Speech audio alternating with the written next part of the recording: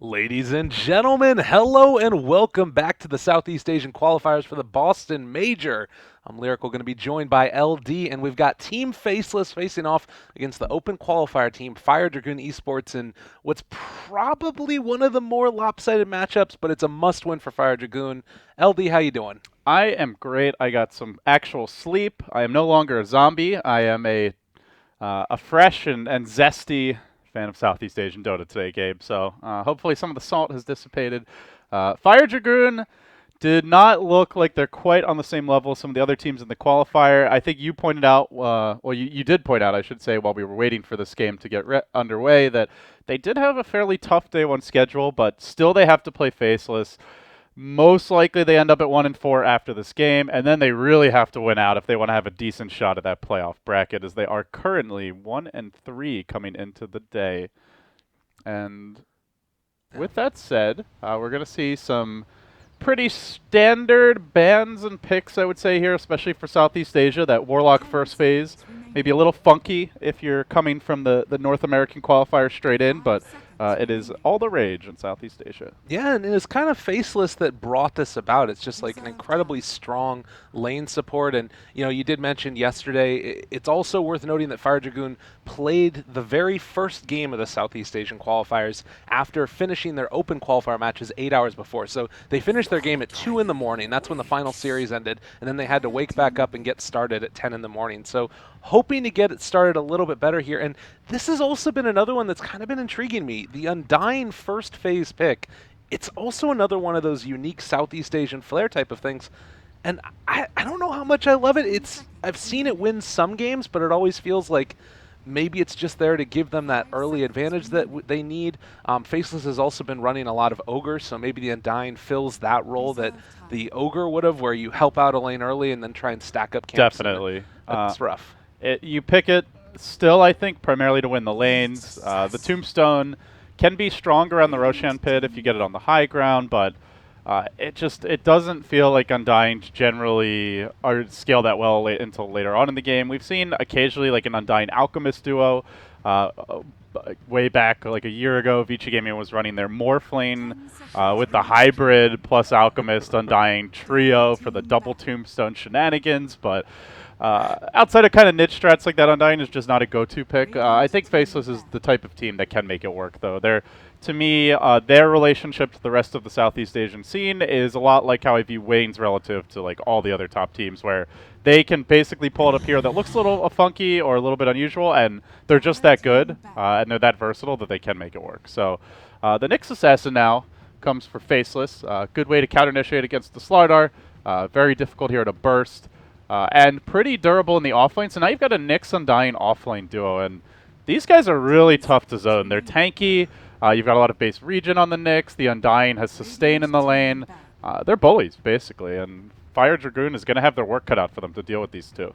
Yeah, and they've got already the Shadow Demon there that's sort of okay at making people stay alive in lane. You got Disruption either offensively as the gank is coming or defensively. It's also nice because you're not going to proc Spike Carapace off of that like something like a Lion Stun where you try and keep that little bit of distance because it obviously doesn't do damage. But he does kind of suffer if they just run at you, which it feels like this lineup wants to do. And, you mentioned a sort of region-leading style of Dota where they kind of set the tone of how they want to play, and it feels like maybe Fire Dragoon Esports trying to get... I imagine they wanted to go back for the Luna, which has already been banned out. They could now go for a Morphlane, but already there's good heroes that deal with that. Like Nyx Assassin, by and large, it's not the greatest in the world, but you can really punish that Morphlane before he really comes online. So we'll have to see where Fire Dragoon want to go with it here. The other big one is probably Mirana, I would say, for Fire Dragoon. I would say if they're going to run Mirana, I would really like to see it as a core, though. I don't think the dual support combo Shadow Demon Mirana is nearly as strong as it used to be, with the decent nerf to the Aghanim Scepter for Mirana, the much bigger nerf, I think, to Shadow Demon. But Faceless now, we may well see a full offensive tri lane here. Crystal Maiden Undying +1, Nyx Assassin is a safe lane solo for Ice Ice Ice, and Fire Dragoon have to be very careful with this next pick. You look at like maybe an offlane Slardar can do okay against Nyx, but remember that Nyx will have the Crystal Maiden aura to help him out. So Ice Ice Ice is in good shape in a 1v1 against Slardar. And then you need some strong heroes to match up against an Undying CM tri lane. The CM can also go to the jungle. They could still run the dual lane off lane, so like you have to worry about that threat of an offensive tri lane, but you don't even know for sure they're doing it just yet. And that's the one thing that this CM pick really does bring to the table. Yeah, this is, and it feels like it fits so well. Like you talk about giving that bonus to the Nyx Assassin so he can spam out spells. Undying, obviously, you love to be able to spam out either Decay or, maybe even go for a 1-1-1 build at the early stages so you can get that little bit of heal and really win that lane hard if that's the way they want to run it. I imagine a lot of it's going to come down to what Fire Dragoon Esports' next couple of picks are. The Invoker is a nice answer because this might bulk out that lineup a little bit more. You've already got the Shadow Demon there for the easy setup for the Sunstrikes. Maybe now, if you take another strong laning hero together with the Shadow Demon, I mean, Kunkka's still in the pool. That might be an option. And then you've got a way to kill. Yeah, I would like Kunkka. It's a good defensive save to help out the Invoker. He's not the strongest in tri-lanes, though. He does much better in like a power play scenario where you're against you're in a 3v2 or even a 3v1 or 2v1, and you can just torrent disruption combo, chase somebody down. Against an Undying CM +1, if that +1 is strong, I don't see a Kunkka Shadow Demon doing particularly well in a tri-lane, but they could roam. That's the other option. So Kunkka fits in overall game plan-wise. I just worry a little bit about the lanes here. But, I mean, who do you go for at that point that matches up particularly well? I like Skywrath a lot versus Undying for the silence, the burst damage. He does not do very well against the Carry Naga, which has now hit the board. So it is definitely a Carry Naga. They already have their supports here. And not the best heroes to deal with the illusion spam, but this is I think more than anything, we saw this yesterday from Mineski, the Tri-Lane Naga for Miracle, and it's not really about, when the Naga gets the Radiance. With this draft, it's about just spamming Riptide, spamming the Crystal Maiden nukes, spamming Decay. Who lanes well against that? So you put Slardar against that, he's going to get run over and lose his tower really fast. And if you put a Tri-Lane there, I don't really know what Tri-Lane can handle then at this point. And, I mean, the spam is the thing that really sticks out to me there because, again, with the CM, you're going to be able to do that constantly. Like, Riptide, already not a super, mana-intensive spell. Even at level 1, it gives you just the 80 mana cost. But the ET, again, defensive supports, but what do they do outside of those spells? I mean, it's not like you can constantly spam out the Echo Stomp. I mean, you need to get to level 2. That's the most important part of this. And so if you need to walk up to Undying, Crystal Maiden, and Naga and try and stomp to try and counter-initiate, I just don't know if they're going to be able to get enough done there. This, to me, feels like already Faceless are off to a pretty huge start. And this is the way they play the game, too, is by having really strong lanes and then just snowballing from there. We've seen it from them almost every game this qualifiers. Yeah, I just worry about that lane. If they don't get crushed in the lanes, I think their draft is incredibly strong in the mid game, but I don't know how they avoid it. The Tinker will get banned out now, so Fire Dragoon, they're worried about, ideally for Faceless, it's you have a good laning stage, you get the Naga Radiance at a reasonable clip, you start shoving in all the lanes, you're constantly cutting the waves, and you just completely control the map. And who really benefits from map control? Heroes with a lot of mobility. So Tinker is a big one that comes to mind. I do like that ban. Even though you see Naga, oftentimes you'd think Naga, solo mid carry Naga from, the past. It's not really the way that the Southeast Asian teams have been preferring to run it. They like the tri-lane Naga. So I think they've identified this is an offensive tri-lane. Who is that hero? What is it? What is the hero that can go with the Shadow Demon Elder Titan and not get run over? It used to be, Gyrocopter was the go-to. Not so popular anymore. I'm trying to think what else there really is, because it's a lot of nuke damage as well. It's not you see a Drow lineup, just pick a Sven or something. Oh my god, they will go really for the Gyro. What? All right. Well, that's a hero that can fight tri-lane. Try. That's about as good as it gets, but we'll have to see if he brings everything else they need. I mean, they have Invoker, they have Slardar. It's not like a one-position Gyro has to completely solo carry. I actually like the pick. Even though I'm not sure how good the hero is anymore. It just feels to me like now you're going to... Obviously, like you're saying, there's no great pick. That's just the be-all, end-all. He does deal with the Tombstone well. You've got the Flat Cannon there to make that work. One of the problems I'm seeing already, though, is that this is a hero that has to get BKB this game, and you do already have that BKB piercing disable with the Naga Siren. Not to mention that they still have... if they take Storm Spirit here, you just start running all over them, because what's their catch? They've got Slardar Crush, and that's about it. Invoker, sort of, but If Storm Spirit is the pick here, they get a Lincoln Sphere. I don't know really how Fire Dragoon deal with that once you get. I mean, even out of the laning stage, it's going to be tough. They would need to win the lane. And maybe that's something that they could do if you get a nice combo and you like smoke out and try and find one of the heroes at the very beginning. You give the Gyrocopter a hot start, but they're going to go for a Slark last pick. Oh, man. It is a pretty good Slark game as far as his team will be creating a lot of space for him, but as far as hero matchups go, it's really annoying to play against Elder Titan because that Stomp is like, yeah, sure, you can Dark Pact it off pretty quickly, but it's the AoE is massive, so you're always worried about that hitting you. He's great against Slardar, though, removing the amp damage. Invoker and Gyro bring a lot of AoE to the table, though, between the cooldown and of everything the Invoker offers, so I don't like the Slark all that much. To be honest, I don't really think it's a great Slark game. Aside from the fact that his team is good at creating space. That's the one thing this really does offer you. So with the Slark pick, I think they may have just decided to totally change their game plan. We're going to see the mid Naga, because Jabs is playing it. Ice Ice Ice on the offlane Nyx, maybe with a little help from XY, and then Black running the safe lane Slark. So I think Faceless, either they were faking offensive trialing and then they decided not to go for it, or they never intended to, and they were kind of baiting FDG, the Dragoons, into thinking otherwise. Yeah, and I guess maybe is it just that Black doesn't play Naga Siren? I feel like that's a guy who probably plays a lot of different things, but I'm not sure if I completely love it either. And to be honest, I think that he does. Like, Slark can also really struggle against Gyrocopter. I think that Fire Dragoon, it's a must-win for them. If they come out of this laning stage and are able to find some kills and, you know, the Slark doesn't get the ball rolling soon, Faceless, they haven't lost yet, but maybe feeling a little bit too overconfident. It's still going to be a tough game, but I'm tentatively kind of liking Fire Dragoon's draft more. I don't like the Slark pick that much. I understand the idea of trying to bait your opponents into a hero they don't really want, like the Gyro, anticipating an offensive trialing that's not coming. But the Gyro doesn't ruin their draft. I mean, look at this lineup. Just incredible crowd control, great scaling cores, tons of Roshan potential.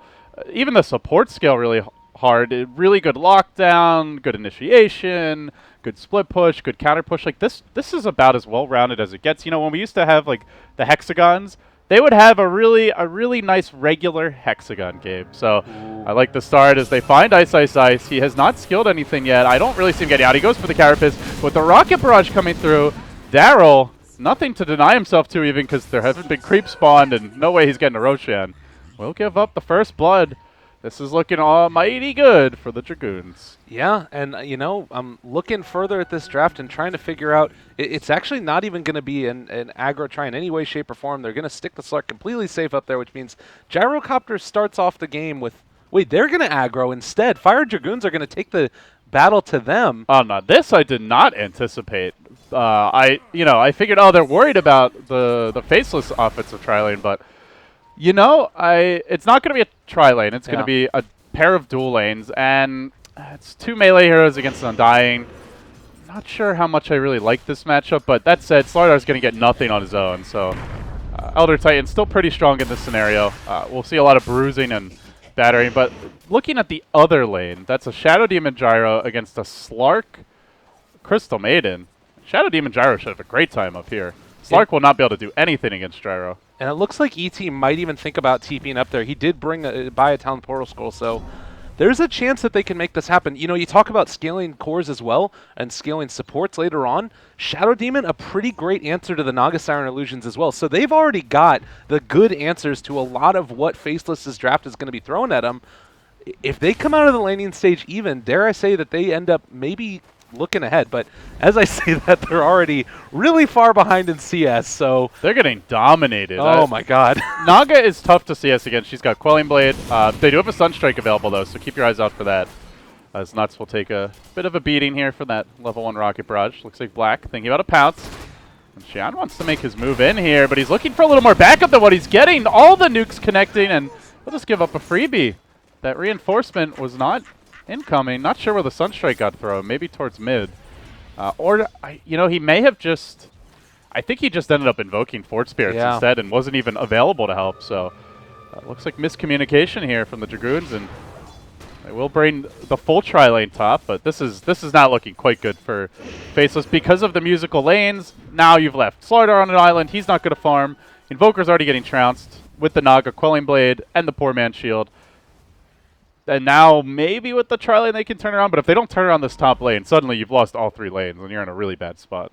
No, definitely. And Undyne is just bullying this Slardar everywhere he goes right now. And I mean, it's just strength core against Undyne. It does look like over here to the side we might get a stomp after the imprisonment. Sunstrike comes through as well. On to Nuts. They do hit it, and well, it oh, looks don't like let Nuts him deny himself! Shadow Demon finds it. That would have been bad. Those Crystal Maiden illusions saving the day there. As Shadow Demon does manage to get the kill. When was the last time you ever said that? My goodness. Yeah, not very often. Crystal Maiden anything saving the day is a fairly rare sight in the world of Dota 2. Absolutely. Well, another little thing that always interests me about these types of scenarios is just the amount of success that the teams have seen, but also the amount of infrastructure they've got. Just real quickly, Fire Dragoons, a team that literally formed 3 weeks ago, whereas Faceless has been boot camping continuously, and you can see that they're a little bit crisper across the map. Everywhere they're winning the lanes, and it's not necessarily just by virtue of the setup. It just feels like they're all on the same page together. You can see that cohesion between the teams that's coming out from Faceless, and now off to the jungle, Nuts realizes she can leave Slark alone, and they're just not punishing this at all. And they're getting the pulls here. Black already level 4, and this is really the window where you're supposed to be able to punish this Slark pick is from that 0 to 7 minute mark or so. If you just let Black freely gets level 7 to 9, at that point, they don't really have the best reliable kill potential, and I'm sure it's hard for Slark to weave in and out of fights against Calldown, the Invoker Meatball later on, but Invoker generally won't take that point of Lex until quite a bit later, so we'll see Nuts off to the jungle. They're not keeping the Slark out of lane, and he can catch up later by finding kills around the map. So all things considered, I think Faceless handling the laning stage quite well. And as for the Dragoons, they had a great first blood, but the musical lanes, the miscommunication up top have put them in a hole. Absolutely, and now Naga Siren, I mean, doing a really great job against the Invoker, almost doubling him up. It doesn't really feel like there's a great way for Bryant to find a life in this lane. They're going to try and maybe get aggro up here in the top again. They are actually wrapped around onto ET. The rest of his team is separated from the creeps, and they find the kill nonetheless. Sunstrike on to Nuts, trying to bring him down, and they will find the CM at the very least. There is no pounce. They might be able to get Black as well. He already used it to engage. The Rocket Barrage hurts a hell of a lot. Needs to juke around the trees here. Third Shadow Poison. Doesn't have the mana for it. He's just barely going to live. And then even pops the salve on top of that. And while all of that was happening, Ben did go down in the bottom lane. So overall, make it 3-3. The first blood now largely negated, and things just looking better and better for Faceless as far as that goes. But farm is stabilizing a bit here. Invoker's gotten to the point where he closes in on the double Forge Spirits, and he is starting to catch up a bit on CS. Yeah, he's about a quarter of a way to the Midas, just picked up that Gloves of Haste, and they do still realize that Jabs is up here farming away while we see that the Undyne is taking over the mid lane. Really good coordination again. But yeah, that's heartbreaking up in the top, not being able to take down Black. And he's going to get to that point now with level 6 that you don't have the opportunity to kill him anymore. And I feel like they need to either commit more towards this or try and set up another kill with the Sunstrike coming out from the mid lane. As it stands right now, if this continues at the status quo, I don't really see how Faceless get behind any further in this lane. Fire Dragoons are are really struggling here. Yeah, the Dragoons, for the time being, just waiting on their key levels and timings here. Gyro level 6 is big for them. Slardar, I mean, even getting towards level 6 would make a difference as they disrupt bottom. They're trying to wait out this Carapace from Ice, but he'll just use the Vendetta. He gets away safely. They didn't really commit a whole lot, but unable to find the kill. Well, and now the Gyrocopter over in the jungle is not exactly sure what the aim was there. I guess trying to escape away from the gank that was coming in from the CM and the Slark, but in either case, he getting forced out of lane like this as your carry at 6.5 minutes in, it really just does feel a little bit chaotic up there in the top. Yeah, so Jabs is going to take over the jungle. I mean, pretty standard maneuver for Naga. They just want to get extra levels here for XY mid. So I like the efficiency we're seeing overall out of the Faceless side. As for the Dragoon side, they're trying to do the same thing, but really, riding on a knife's edge here as we nearly see WL dying on the Elder Titan just a moment ago, and he will have to back all the way home. Still Ice creeping around. Nick's really the only hero that's going to set up kills around the map, so as long as he shows himself, they don't have to worry too much about those ganks.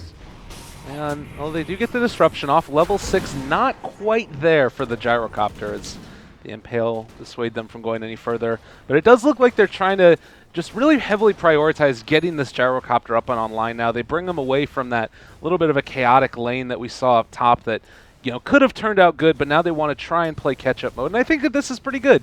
You know, if they can hold on for the moment, Invoker getting relatively close to the Midas, then you start getting those levels like you were talking about, and you can make the rotations. And maybe even Gyrocopter, the fact that he did end up walking down here, either TPing, he can make a rotation if this type of dive happens, is they do kill off the Slardar, and actually they just don't respond. No way to find it. They have a lot of nuke damage. They don't really need to gank you. Just get pounced, you tank that Crystal Nova with the Frostbite, and Dark Pack comes through, you're dead. So they just brute force it. Undying sweeps in from behind to zone out any additional reinforcements with the Tombstone. And we're looking at a pretty early Tier 1 tower push. They won't be able to bring it down as Slark is a rather awful pushing carry, but immediately back to the pulling game.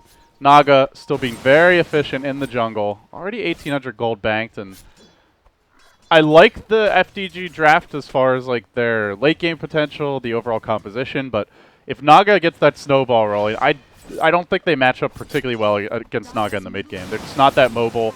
They don't have great ways to gank her. They don't have great illusion clear, and they will struggle at dealing with the split push. And as it stands right now, she's getting closer and closer towards that relic. Should have it at a reasonable clip. Like this could be, you know, up towards that 16-minute radiance almost, or some type of really intense timing if they don't really make a move. And I mean, that's the thing, is that you have good high ground defense for Fire Dragoons, but the question is that going to be able to deal with the Naga Spire and illusion spam? I'm not sure if it is, but this is the movement in that they need to make. They break the smoke. Slardar moving in to try and find jabs. They will have the crush to follow that up, but they can't actually go for it. You know, he actually doesn't have Song here. They could make a move. It's kind of the greedier Naga build, and finally they'll disrupt. A little bit indecisive. No idea why they let him take so long before doing so. Sunstrike will come through. It's not going to be nearly enough damage. Horrible miscommunication as the zombie apocalypse mounts, and they will lose 2 for free. Maybe even Ben as well. Looks like he'll be able to sprint away, but yeah, that was horribly uncoordinated. They could have disrupted way earlier, get the crush going. Instead, they let the Naga run all the way down to the tower, and by the time that they do disrupt, the reinforcements are there because, hey, there's a tower to TP to. For the Undying, for the supports, I really don't know what Dragoon was doing there. It's a hard game. There's, like you said, I think miscommunication's the name of it right now. And I mean, to solve that, really, it's just all about trying to, you know, regroup a little bit, play the simple game, and wait for an overextension, and then go for the call down, something like that. But as it stands, the Nyx Assassin currently level 8. They are going to rotate down into this lane here, and we'll see if they actually decide to go for a play, as they have been able to throw out the Sunstrike. Spike Carapace away for Nyx, and he's not going to drop to that. You know, how funny would it be if Brian ends up going down halfway across the map on the back of that engagement? Bottom lane, chasing in onto the gyro again. Jabs getting a little bit up in his face, and they actually have another Riptide in 3 seconds. They could think about going for that one. In the meantime, Nyx Assassin just takes down the Shadow Demon, and they are diving, trying to kill him off. There's the call down. They get the song. Jabs deciding to run away. He's going to go back in. Really? Okay. No, he's going to send in the illusions, and Riptide after the song. Can they find him? They do get that kill. Undying takes him down. They're going to get WL as well. The outplays are out of control this game. Just playing with their food, toying with the Dragoons before finally putting them out of their misery. He even managed to dodge the Sunstrike in the midst of that. I love the way Jabs played that right on the knife's edge, and once again, a successful engagement. They come out heavily on top. Slardar, where is he in these fights? He's just farming. He wants his blink, and meanwhile, you've got Naga diving towers and finding kills, and on top of that, Relic almost done already, Gabe. This is a disaster, completely and totally. And I mean, if Ben drops right here again, they aren't going to be able to do anything there. But yeah, it feels like, I mean, you look at the net worth, it's everybody right now for the side of Faceless is up on top, and the lone person who's actually getting farm in this game is the Invoker. But, I mean, do you think that he can really start transforming this game? He's got 1 point in Wex, so he has access to the meatball, but, like, do you just have to go for, like, the Yule Scepter build at this point? Yeah, I don't know if you really go for that like drums, BOTs build. It kind of plays into the Naga's tempo, but even if you get a Yules now, I think unlikely you get more than a kill or two before she's, you know, in full Naga mode with Boots of Travel, Radiance, and split pushing all over the place. So maybe you just try to match greed with greed. You do have great late game. Slardar's not farming that well. It's going to be a while before you get his blink, and I think you really need that blink to get too aggressive. So I could see arguments for both, but ultimately the Naga show is about to hit the stage, and I'm not sure the Dragoons are going to be ready for it just yet. Yeah, I'm not sure if there's really anything that stops it from happening. And I mean, Gyrocopter here, he went for the Bracer. He's got that with some Phase Boots and Aquila. And a little microcosm of the problem that was going on is Shadow Demon and him were trying to run through the woods into each other and kept blocking each other's path for about 3 seconds. It is really feeling like miscommunication is the name of the game, but they have ways to get back into it. And it does look like Invoker going for those drums, wants to try and, you know, like you said, match greed with greed. And it looks like with the Vendetta up in the top lane, they're searching for this Slardar and might just be able to find him. The Impale is going to connect, follow it up with the Dark Pack, why don't you? And another kill going the way of Black.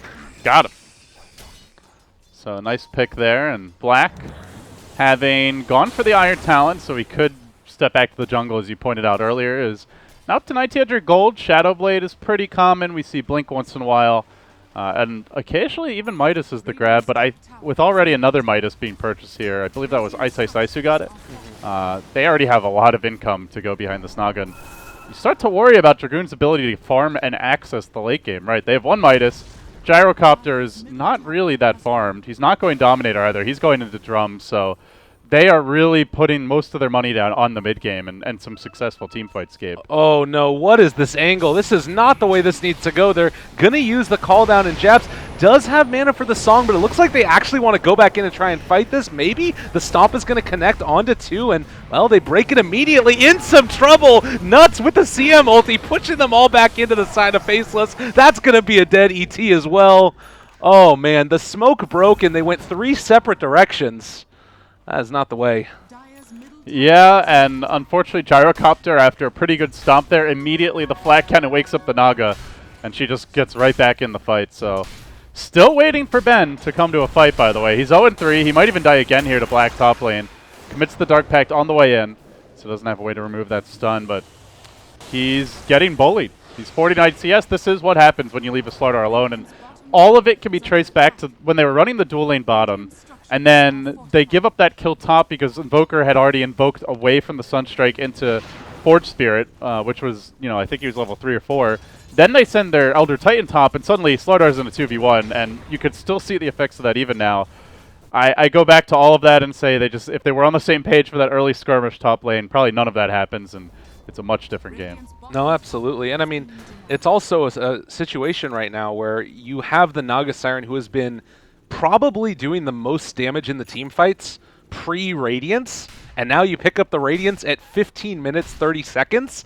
Like, Jabs is just going to be able to take over this game, not only in farming, but just in terms of pure damage, like Riptiding, sending out illusions. And we talked about Shadow Demon being able to, you know, send back the illusions at them, and that is still a thing that's a possibility, but I don't know. I'm not sure if it's going to be enough. It's feeling like this could really just completely snowball out of control further than it is already. This is going to be a Naga game. And yeah, Dragoons are okay. Like, their deep push is pretty good. Flat Cannon, Call Down, obviously the Elder Titan and the Shadow Poison, but they're just not that mobile, really. Like, Slardar's the one hero that can get all around the map easily. Invoker, in theory, can with the BOTs and often the Blink, but it's very dangerous to do that against the Nyx and a Slark. Speaking of the Slark, has the Shadow Blade now. These two can just pounce you at any time. Black, quite literally. And he will be looking for just that right now. He has vision on the Gyro. He can isolate him in the river, find a free kill to start this fight, and that is exactly what he's going to do. Oh my god, that hurts. Well, there's the Blink Crush. Ben, can you do it for Pride and Country? No, it's not going to be enough. Black just gets taken down there, and now looking for a little bit more. XY coming into the fray. Bryant already so low, and they are going to be able to kill off that Invoker. Oh man, when it rains it pours, and is doing that right now in this game. My goodness. Black getting more and more aggressive here. He's going to see Ben, but I think Ben's a little too tanky for a solo kill. He'll need the +1. or at least for the crush to have already been used. Instead, he just starts poking the tower, taunting poor Ben. Yeah, fishy, fishy. It's going to be the only true person with SLAR in their name. Is that how you spell Slardar? I don't really remember. Well, bottom lane, they find the kill on the ET anyways. Damn it, I blame you for that, Gabe. You distracted me with your question about SLAR. I always get those two heroes mixed up whenever I'm... the Slar clan. The Slar clan, exactly. And we got, you know, a Naga Siren in here. It's just a wonderful water world. My goodness. 3-15, and they have not looked back. A 12,000 net worth lead at 17 minutes in, and right around the same amount of experience. It is looking like it's going to be all Faceless all the way, and I guess not a huge surprise coming in. I actually did not like the Slark pick, and I still think that this laning stage should have gone way differently, but you got to give this team credit for their individual skill and their teamwork. As the fight will break out mid, by no means over just yet. Great heal from XY to keep Ice alive, allow him to reset the fight. Now Shan on the run, they're all getting low, Gabe. Oh my goodness gracious, they are trying to chase him down, and they do get the kill with the Soul Rep. Black takes down another as well as they just try and get him out of their Dark Pact. And yeah, everybody's still alive for Faceless. Naga's just gonna dive them! Oh man, Jab's going deep for this. Are they really actually going to be able to get this? Impale follow-up connects onto 2. Jump in from Black. See you later. Mega kill streak for him and unstoppable for XY as the tier 2 is going to drop. And guess what? Boots of travel because you don't get a lane anymore. They are all mine. What a slaughter. They just got spanked, and there was nothing they could do about it. You know, Elder Titan, he drops the Spirit. He starts trying to stomp, and Naga just, like, shimmies forward just in range. Cancels that stomp. Does absolutely nothing, and then the 2-hero stun setup. I was actually thinking, because I'm like, you know, I was about to say, well, oh, they're winning this fight 4v5. Then I see Jabs coming in, and I'm like, is he going to Son and dive them? Because they could just crush them. But I didn't actually think he would go for it. And man, balls of steel this team, but very good shot calling. Faceless now in utter control of the game. I literally said about 2 minutes ago that they're 12,000 net worth up. Now it's 17. This game is just completely spiraling out of control. And for Fire Dragoon, it feels like this wraparound is the only play that they can make. And if they're able to find it, it's really good. They dropped a Sentry Ward, though, which reveals that they are smoked up. And it's already been scouted. There was a scan down on the low ground. And Faceless already knew about one of the heroes involved in this rotation. Won't actually engage. They really don't need to. They have the... Honestly, they might not have the better late game heroes, but they definitely have the better late game, you know, power curve at this point with the 1 Midas, as well as the Radiance, the map control, and frankly, I think you just get 2 more Midases. Get one on the Undying, get one on the CM, and just even further shore up your late game insurance. I mean, why not? They have everything that they need right now. Do you need to start worrying at all about, like, going in for Roshan, or maybe you do still have Fire Dragoon with the Slardar on their team? Could we see an Eternal Envy Roche take with the Slardar possibly? Hopefully a little more successfully implemented. But yeah, I think we could see a Roche attempt from FDG if they ever get out on the map. Like, clearly they're good at killing Roshan, but will they be able to against Naga? Not very likely. Already the BOT's out. Always you have to worry about the Slark or the Nyx sneaking in, and they're about to lose their second to last outer towers. That one falls top. Now the only one stands bottom. So theoretically they can kill Roche quickly, but in practice, no, I don't see them sneaking it. That's tough. And yeah, I mean, we saw it. The Boots of travel down here. Jabs constantly keeping the creep wave pushed in. Has a haster in too. You know what I haven't seen in a while is a Naga song with a haster and just running in, catching everybody off guard. Like, if they wanted to, it feels like that's that type of game where Faceless are that confident in their play. And already, well, Nyx Assassin is not being scouted out. He's going to get the initiation, catches onto the ET, and he's gonzo. Blink away. Good blink out. And then the crush comes. First initiation I've seen for the Slardar in 21 minutes, and will it be the last one? Black not able to connect on the pounce there, so he will be allowed back to safety as Jab says, screw it, man! We're going in! He just songs them on their own tier 3. Look for the setup from Ice. Daryl's in the house, finds a second kill, and all hell breaks loose. The CM ultimate, absolute devastation.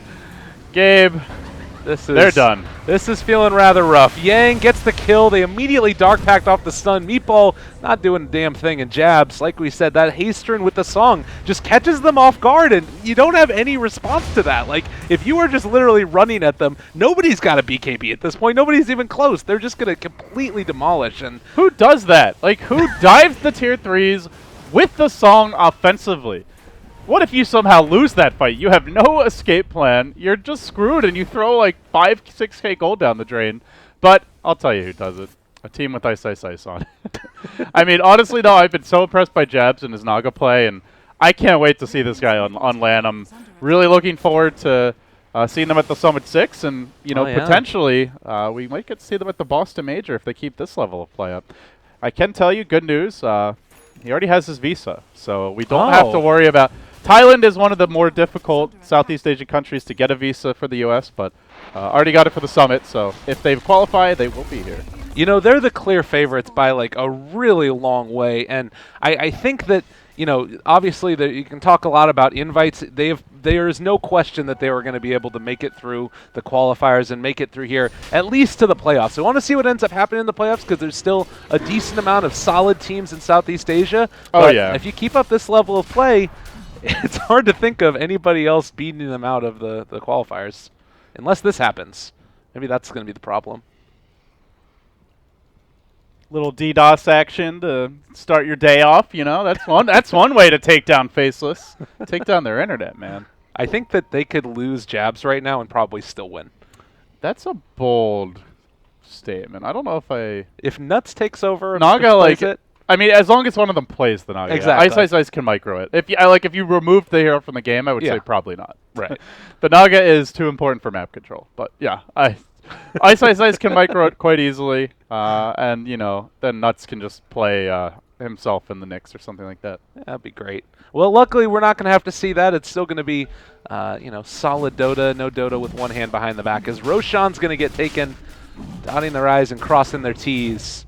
Faceless wanting to punch their ticket through, and you know, with this win already having 5, I think this pushes them to 6-0. At least like oh, this is 5. Oh, they're already 5-0. Yeah, this is going to be 6-0. So they're in. Like, there's no way you don't get in it. Worst case scenario, you're 6-2. Yeah. So they're at least top 4. They've got a very strong case for being the #1 seed. Not that seeding matters that much, because you still have to win 2 best of 3s to get in, right? It's winner bracket champions and lower bracket champions. So I believe so, yes. Basically, you might not have to play one team is the main benefit, but yeah, it doesn't hugely matter. Yeah. Well, and I mean, every game, they want to keep on asserting that dominance and go into the qualifiers and the playoffs for it as well, with a ton of that, you know, just confidence in their back. They're already on a roll, and I think that, like you said, you know, winning the Summit, I don't know how many games they dropped, but it wasn't many for the qualifiers for that. And, you know, if they can keep up that level of play going into Boston, if that is indeed what's going to happen, but it's definitely feeling like that's the case. Yeah, so Faceless just getting the chokehold now on the Dragoons, bottling them up in their base. And we'll just slowly asphyxiate them. It's a painful way to die.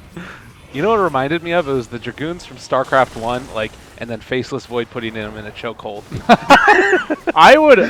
We should get the Autodesk artist to do that. That would be amazing. Well, I would actually pay for that if it was good. XY, he is going to drop. That's the Aegis, though, about to expire. So Undying with the Aegis. We'll be back in just a second. The Sacrificial Lamb. Come at me, bro, he says. Now they have a Vlad, it's a Blink on the CM, and oh, by the way, a BKB on Black. It ain't going to stop. Can't stop, won't stop. Yang might be the person they go upon first, but, well, the Earth Splitter not going to connect, and they actually throw the stun onto WL walking into BM Carapace. He's like, yeah, how about you get stunned instead, bro? Oh, there's the Impale onto 2. Can they find the follow-up? It looks like with the disruption, they'll keep alive that gyrocopter for at least a moment. XY is dropping somewhat low, and again, the Stomp going to keep him from walking into the Sunstrike, but still no substantial damage yet done onto the barracks. They need to make sure they finish that one off, but yeah, Invoker's just gone. And so too are the Dragoons. With the loss here, they're going to be 1-4. Basically no way they come back from this, as the perfunctory actions of killing them at the well, killing their buildings, and ending the game will play out before us. Oh my God. Do have to like the way Faceless draft, though, where they really, like, they like hard sell on the idea of their offensive trolley, and then they're like, actually, yeah, we're not doing that. We're just gonna run some dual lanes, play it safe and slow, and they just had the better movements, I think more patience in the laning stage, and the coordination is definitely stronger with this team. So Dragoons, a tough road ahead of them, Gabe, if they want to stay in it, but Faceless looking great. Absolutely. Well, I'm excited to see how the rest of this plays out. Again, thank you guys so much for joining us through this broadcast, Faceless versus Fire Dragoons. Still a lot of action to go as Day 2 of the Southeast Asian Qualifiers is going to continue. I do believe that we're going to be taking a look at TNC versus RRQ next. We'll double check to make sure that that's the case. But if not us, then somebody else will be broadcasting that game as well. I believe that's the one we're doing, and then if we cover the other game, it'll be Mongols versus sig.trust. So for those who are here, you can check out the main Beyond the Summit channel. I think they are separately covering Mineski versus Warriors Gaming. That's an important match to determine placement. Oh, yeah. And, well, rather, who gets into the upper half of the group, as both those teams are kind of on the borderline right now, looking good with only one loss for Warriors Gaming and none for Mineski. So, big match over on the main Beyond the Summit stream. But thanks to those of you who joined us. I'm LD. He's Lyrical. You can follow him at Lyrical Dota and myself at LD Dota. We'll be back in just a little bit.